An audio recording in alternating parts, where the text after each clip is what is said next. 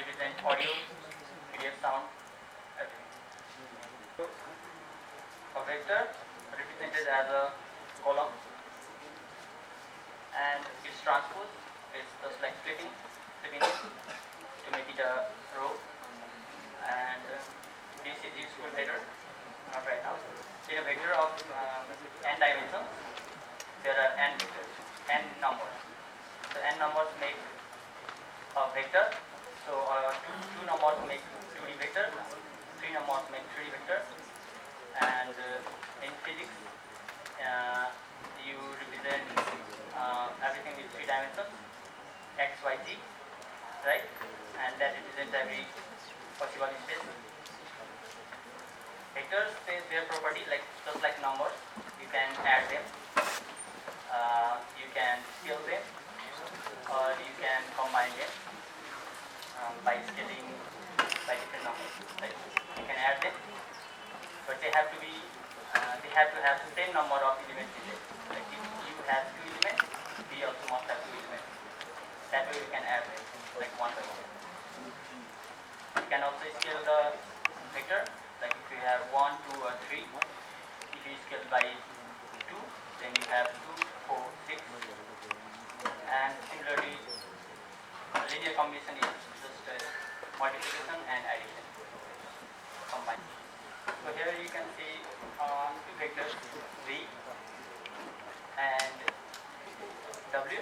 If they are added, they form a rectangle or a parabola, right? And you have used this in many places, like in physics, in mathematics as well. And if you scale them by 0, it's just a 0, like 0 vector, and it does not represent a line or like it is an abstract concept, like 0 vector. It is just 0, nothing, but it lies in the origin. And you can scale them, like you can change the direction. Like here you add v and subtract w. Like you subtract w from v. That means you do negative of w. That brings the vector downward, and you add with v. That makes this parabola. So you can add multiple vectors as well, not just 2. You can add any number of vectors. Linear combinations of vectors. So there is a vector, like a vector pointing one direction. Like if you scale that vector, the pointing goes according to scale. Like you can lengthen it, you can shorten it, right? That just fills the line. If you change the a here in the AU, like you can change only the scale. Like you can increase the length, you can decrease the length. If there are 2 vectors, and you can change the scale of both vectors and add them, right? That way you can form a plane, right? Like as shown here, right? If there are 2 vectors, x and y, like here, then you can combine one of x and one of y. Then you will get somewhere here. If you combine 2 of x and 1 of y, then you get here. So every possible combination creates a plane for a 2-dimensional vector. And if it is a 3-dimension, then the combination can fill the 3-dimensional space. Like everything here, you can represent every space, every coordinate in the 3D geometry. You can represent by sum of multiple vectors. Like the coordinate system itself is a vector operation, right? So a coordinate like 1, 1, 1. Let's say in 3 times, right? Are you guys understanding me? Right? Right. Okay, so let's take this corner, okay? So there are 3 coordinates, right? X, Y, and Z. And you can go to any space in this coordinate by changing like how much you want to move in X, how much you want to move in Y, and how much you want to move in Z. So these three things you can cover the whole 3D space. A plane. Plane exists like a 2D plane. Plane like this floor. This is a plane, right? It is 2-dimensional, right? But in how many dimensions does this floor exist? 3 dimensions, right? But its z value is always constant, right? The slope is 0 in the z direction. So here, like u vector, that is one direction, x-axis. V vector, this is y-axis. So this creates a plane like this. So you can combine any a and b to get the whole plane, but you cannot go to the g axis because there is no g component that you scale, right? If you add another component like w, that represents the g value, so you can span the whole 3D space using x, y, and z coordinates. So this is also plane, but not like how we define x and y only.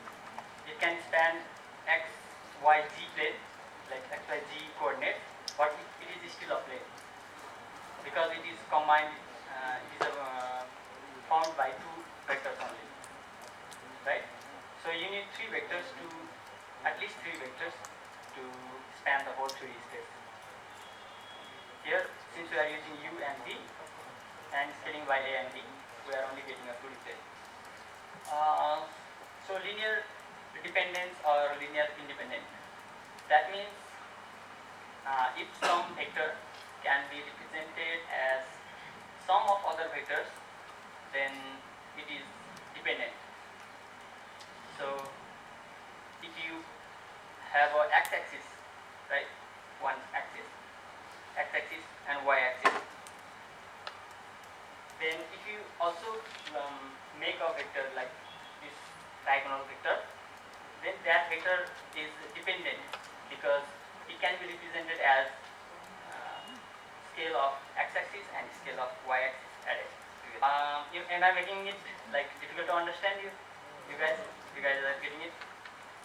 I hope so, because a lot is still left to be understood. Right? So don't drop out now, because it will be hard for you to understand that concept. I also don't want to complicate much, so yeah, I want to get most of the gist out of it and move on to another topic. So if you cannot represent as sum of other vectors, then it is independent. So z-axis, it is independent because you cannot combine x and y to get a z-axis. So let's talk about vector spaces and properties of vector space. Like vector space just means that we are working with vectors, right? So here we represent a vector space. Like a u vector belongs to vector space. It contains all the elements of the vectors. Like if you have 3 dimensions in vector space, then you also have 3 coordinates, like 3 dimensions. And also V also has 3 dimensions because it belongs to the same space. And if they belong to the same space, like if they have same number of elements, you can add them.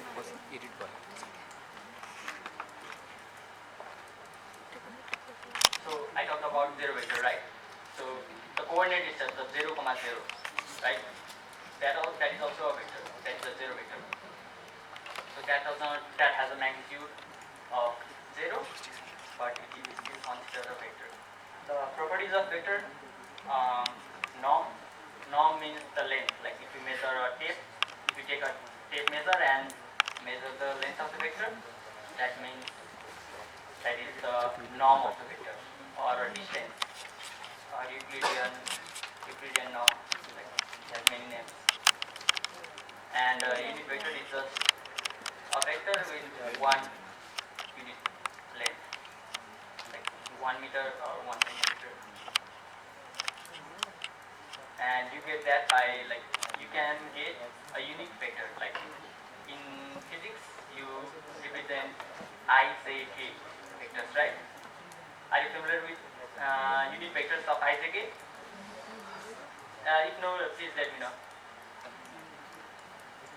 Everybody know. Everybody knows. Yeah. So you can divide by magnitude to get a unit vector from a vector. Linear combinations, we have already talked about this, right? You can combine vectors to form another vector. Dot product is another property of vectors that is dependent upon the angle and magnitude. Magnitude of both vectors and angle between them. So this method, some kind of projection along with the magnitude. It is simply multiplying the its components. Like if it is a three-dimensional vector, then you multiply each dimension of two vectors and add them.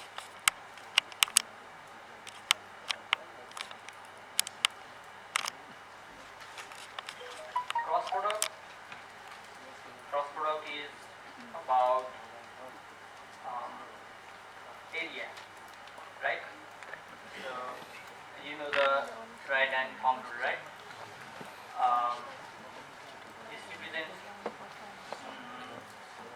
like here. If this angle is 0, like if these two align at the same place, then they do not create the area, right? That is just a line. So the area is 0, and the cross product is also 0. And the direction of the cross product is not a scalar, it is a vector. So it has a direction, and it points to the perpendicular direction to both u and v. I was representing something else, right? U and v. If these two come together, right? If these two come together, then they have no area. So that would be 0. But here they have some area formed by a parallelogram. That area is represented by the magnitude of this cross product. So orthogonal vectors, like orthogonals means perpendicular, right? If two vectors are perpendicular to each other, if they have 90 degrees between them, then their dot product is 0. So dot product, here, if you have a u vector that goes in this direction, then the angle is 90 degrees and cos of 90 degrees is 0. So you get a 0 value for the dot product. So having dot product 0 implies that two vectors are perpendicular to each other. Now let's get to matrix. Okay. So what does the matrix represent? We all know that it represents some coefficient in a system of linear equations, right? How I choose to understand is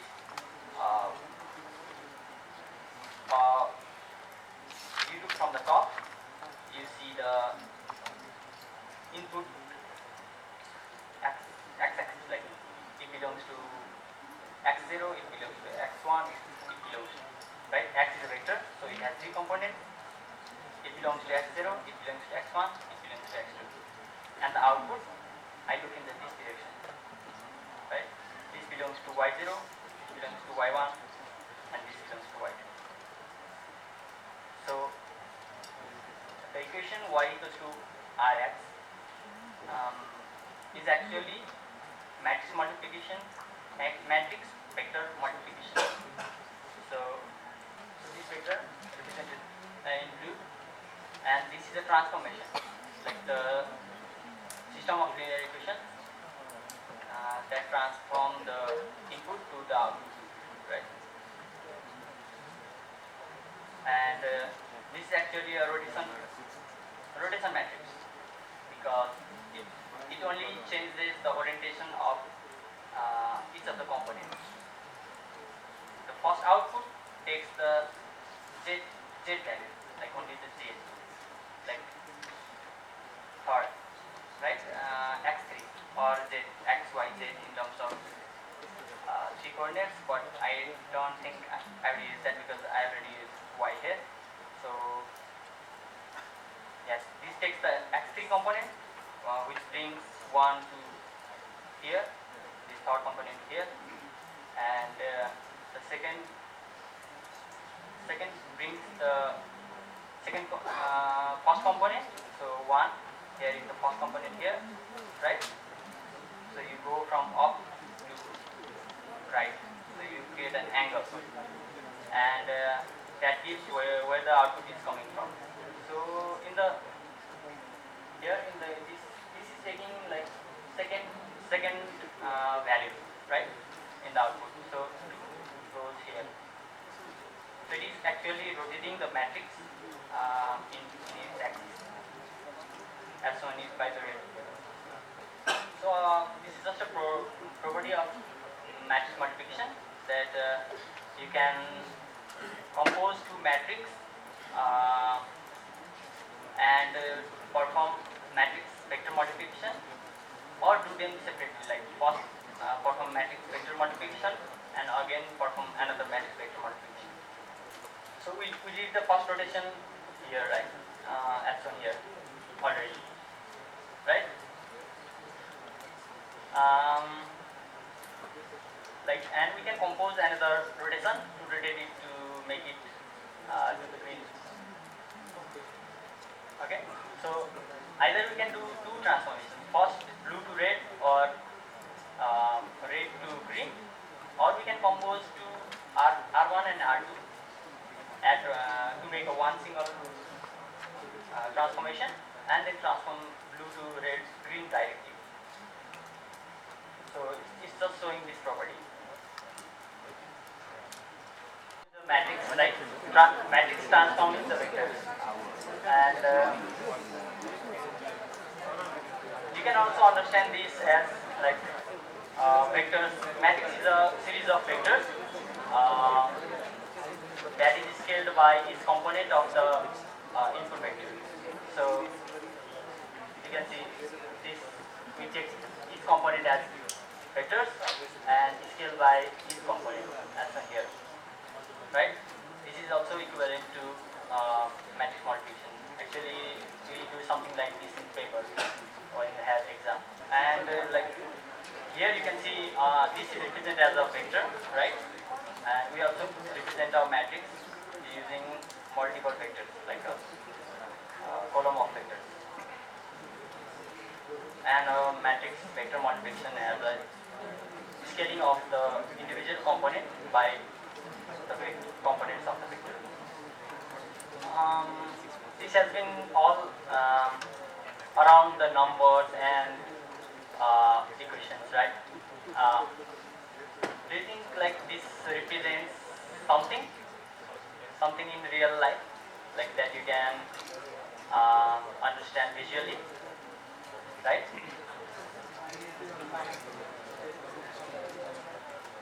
But we will come to that later. But for now, we'll just go on with the symbols and numbers. How do you solve a equation of this form, right? You have been solving the linear equation. I think most of you guys might even know how to solve this. But I have to tell you for everyone's sake. Like you compute the inverse matrix and multiply with y to get the value of x, right? If you are solving for x, you just inverse it. You put r inverse here and r inverse here.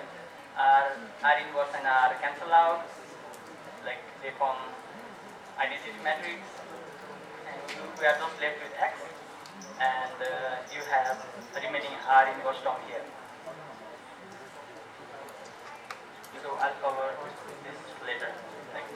R is not invertible, then there is also a solution called pseudo inverse. Um, you compute the pseudo inverse of R rather than inverse.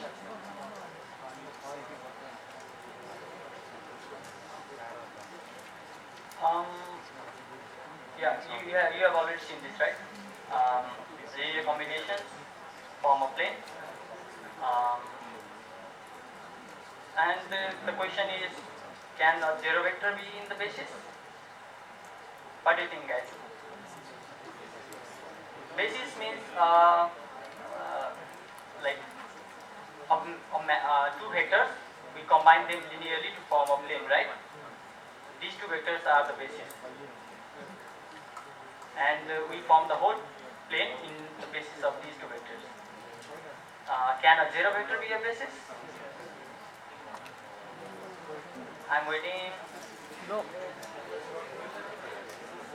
Just make noise with your answers. No. I think no, because a zero vector is just a point, right? And that doesn't scale. Like if you scale it is 5, then it is just 0. So it still makes a line. If we put 0 as a v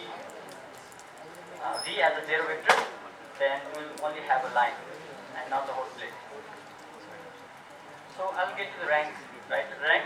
Do you know rank of a matrix?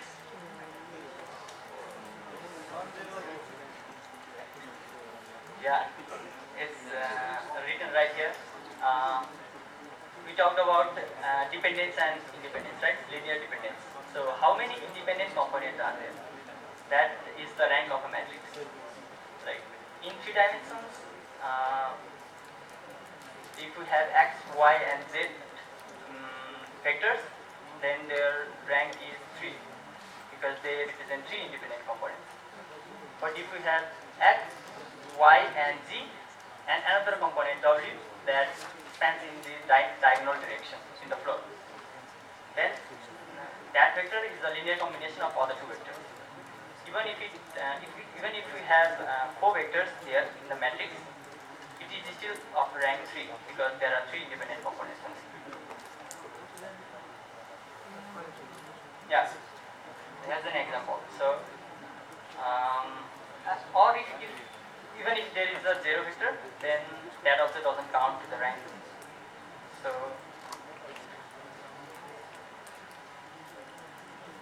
there are different types of matrices, and we'll talk about their rank. So, rank would be the smallest number in the matrix, like in the shape of the matrix. Here it is a 3 cross 2 matrix, right? So it cannot have rank more than 2. And here it cannot have rank more than 3. But you know that there is a zero vector, right? So it doesn't count towards the rank. So it has only 2 rank. And similarly here you can have at most 2 rank.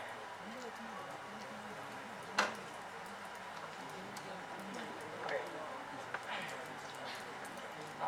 Here, like, why is the rank 2? Can you guess why is the rank 2? I told you the answer. Rank is 2.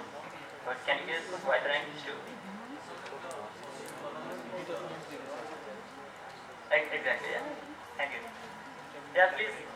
What is the meaning of rank? Like in physical form or practical meaning? In practical, like how many independent vectors are there? Like if you can create one of the vectors from other vectors, then it doesn't count towards the rank. So how many independent components? Like you can also say effective dimension of the matrix. Like if you have 3 vectors in a matrix, and if it only represents a 2-dimensional space, then its rank is 2.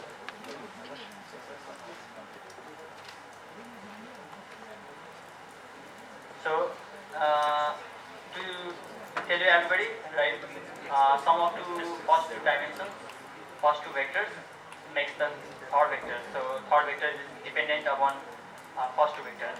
So this vector doesn't count towards the rank. So we have only 2 ranks. And that means on a 3-dimensional space, it lives on a plane, on a 2D plane. I think there is still confusion regarding the rank. Is there? Yes. What is the confusion exactly? Can you tell me? You don't understand the concept from the start. Just how to determine the rank. Please speak loudly. Just how to determine the rank. That's a long. That's gonna be a long video, but yeah, you can actually find the algorithms, right? You can find tutorials how to do by pencil and paper, but in programming you can just pass it to some functions and you check it. But actually what it represents is number of independent components, like number of axes. Maybe in a 3-dimensional space there are three ranks. Rank is 3. Okay.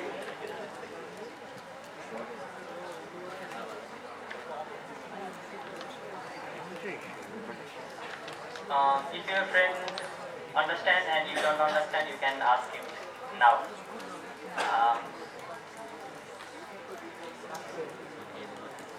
Yes, if you have questions. Why do we need ranks? Why bother about it? It's a property of a matrix. If you are working with matrix, you will come to find its application. I think I'll get to it sometime later during the neural network session. And okay, for that answer, you can also see here, right? So y is equals to ax, the solution. Output the y. Where does the y lie? Like where does the y stay? Where, if you plot the coordinates of y, then where does it lie? If its rank is 2, then it lies on a plane. If its rank is 3, then it can lie on the whole 3D space. So you can, it is helpful in some scenarios, but I'm not gonna talk here. And exactly things haven't come to my mind as well. But something related to rank, I'll come back to it. So I'm gonna like kernel is just like opposite of rank kind of thing. I think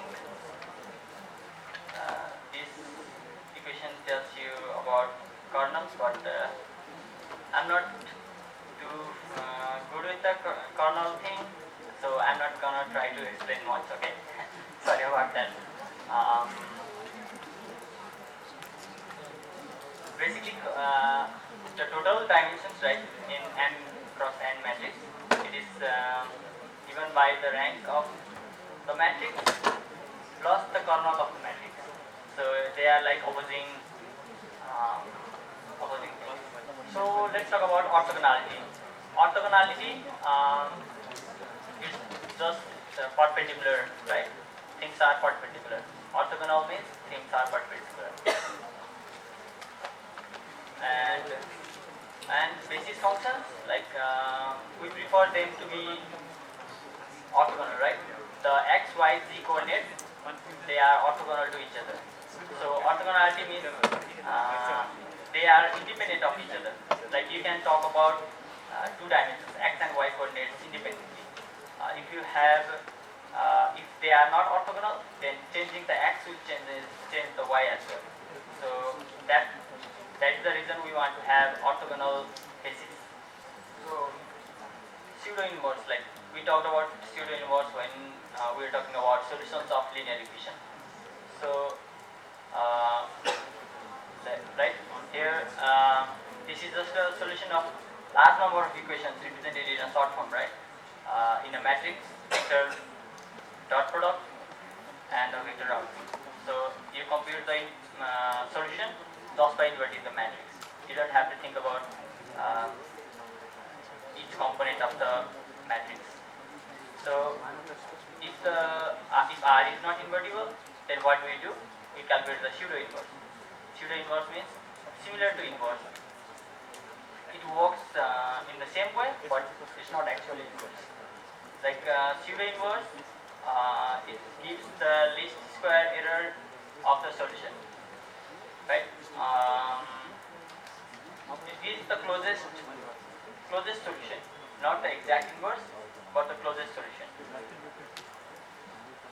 And the solution, the equation for the pseudo inverse is something like this, right? We might have multiple possible solutions, and the closest one will be given by the pseudo inverse. So pseudo inverse requires you to have non-invertible matrix. Like they are usually non-square matrix. They are usually rectangular matrix. And for square matrix, there are other properties that emerge, like eigenvectors and eigenvalues. And you might be also familiar with this, but I'll go on. So eigenvector, that means the direction in which the transformation does not change. Like here we shear the image, right? A 2D plane, in a 2D plane, if we shear the image, then the x component does not change its direction. The x component stays there. So it is an eigenvector because the transformation does not change it. And eigenvalue, that means how much the eigenvector is scaled, right? The eigenvector, the direction doesn't change. Eigenvalue, how much scaling is performed by the eigenvector. So not all vectors scale, not all vectors, all directions stay the same, right? Here the x-axis stays the same if we shear the image, but other like y-axis, it changes the direction. So x-axis is the eigenvector, but y-axis is not the eigenvector. It's the same thing. Here, if x is the eigenvector, then it only scales after transformation, right? So you can also find it using like algebraic solution, that with this equation, like lambda is the eigenvalue, and the solution becomes transforming it by a matrix is equivalent to scaling it by some value, equivalent to scaling it by eigenvalue. And not every vector is an eigenvector, or there are only few, right? So here also the x-axis does not change its direction. Like if we rotate it, then x-axis will change its direction, right? But if we only shear it, then x-axis does not change its direction. So x-axis here is also the eigenvector. And how much is it elongated? How much is the axis elongated? It is elongated. It is not elongated. So only eigenvector is 1.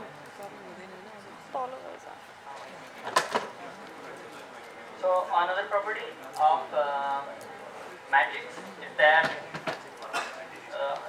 of square matrix is symmetric matrices. Like if we transpose a matrix and it stays the same, then it's a symmetric matrix. And you can decompose any symmetric matrix into matrix multiplication between orthogonal matrix and a diagonal matrix, right? And skew symmetric means if this transpose is negative, then it's skew symmetric.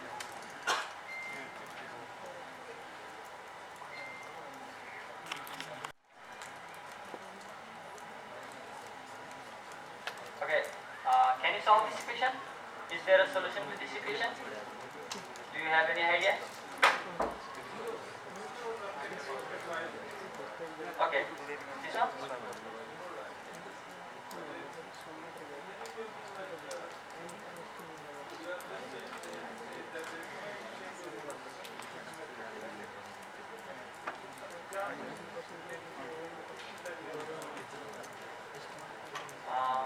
I certainly can, but I'll have to stop this slide, maybe. Yeah.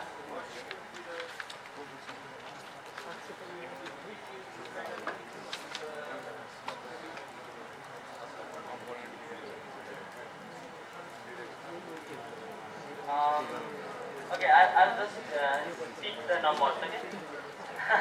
Maybe, like if you have 2 into 2 matrix, and there is like 1, 2, and 2, 1, right?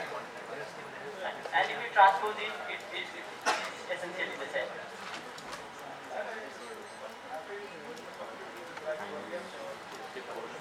It's not about symmetric matrix, it's about this.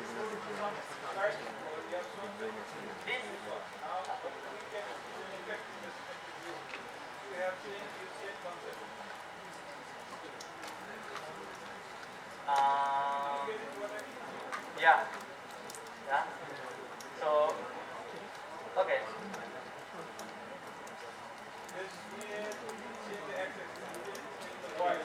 Yeah.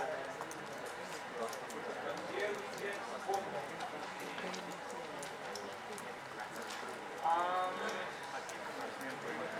I think they will scale similarly in X and Y. Yeah, but I'm not sure. I'll have to write a program to find that. Yeah.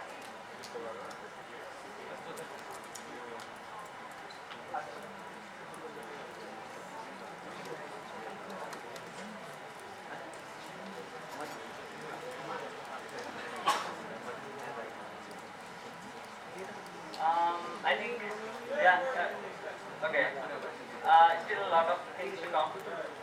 Yeah, these are just properties, and I don't know if you will find this application today, but you might find this application tomorrow, or maybe when you are working on your own problem. So this equation actually doesn't have a solution, because it's a square matrix. Then if you bring it here with its inverse, and the solution will be 0, right? The solution of x will be 0. It has a solution, but it's 0. Um, Similar bad decomposition, like just like eigenvectors and eigenvalues, it's a generalization of eigenvectors and eigenvalues.